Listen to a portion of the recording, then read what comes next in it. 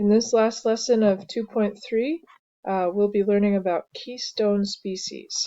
So our guiding question here is, what is a keystone species and how does it impact its ecosystem? You should have some notes out in front of you, and you can write some stuff down as we go along. So first of all, a keystone is an architectural term, and it describes a uniquely shaped stone that comes kind of at the middle of a bridge like this.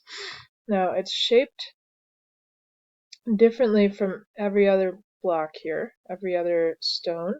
You see how some of them might be a little bit, they could kind of step in for each other, but the keystone is a really important stone because it holds everything together. Now, in ecology, we refer to a keystone species as, or we define it as an organism that helps define an entire ecosystem. And without the keystone species, the ecosystem would be dramatically different or even cease to exist altogether.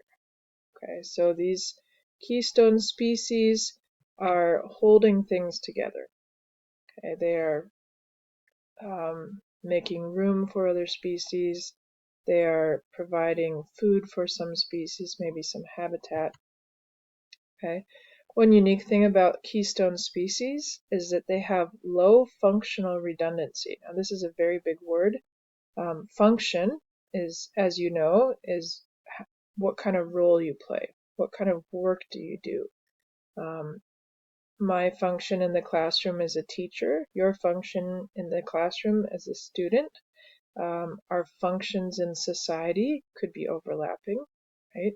But what kind of work you do is your function. So a keystone species, if it has low functional redundancy, this means that it is difficult to replace. Okay, so it, for whatever reason, does something that very few other species are able to do. Maybe no other species in that ecosystem does. Okay, so this keystone species is a species whose presence in the ecosystem enables other species to thrive. So, with that introduction, in our class we went through these 3 videos. These are linked in the website, so go ahead and pull those up. And they're pretty short, but they're really interesting stories about how a starfish and a separate story about prairie dogs and wildebeest all served as keystone species in their ecosystems. So as you are watching, I want you to consider, why is this species considered a keystone species? Okay, what role did it play in the ecosystem, and why could no other species fulfill that? And also, how is its presence impacting the ecosystem as a whole? Okay, so there's one on starfish, one on prairie dogs, and one on wildebeest. The other part that we went over in class, and you are certainly welcome to grab one of these graphic organizers from me, is we filled in this chart here. Okay, so for the starfish, what is the ecological role? And here we're asking for trophic level, right? Is it a producer? Is it a primary consumer? Is it an apex predator? Okay, so fill that in for all 3 of these. And then what do they do for the ecosystem? How do they contribute to the ecosystem? What is their role? And impact on the ecosystem overall.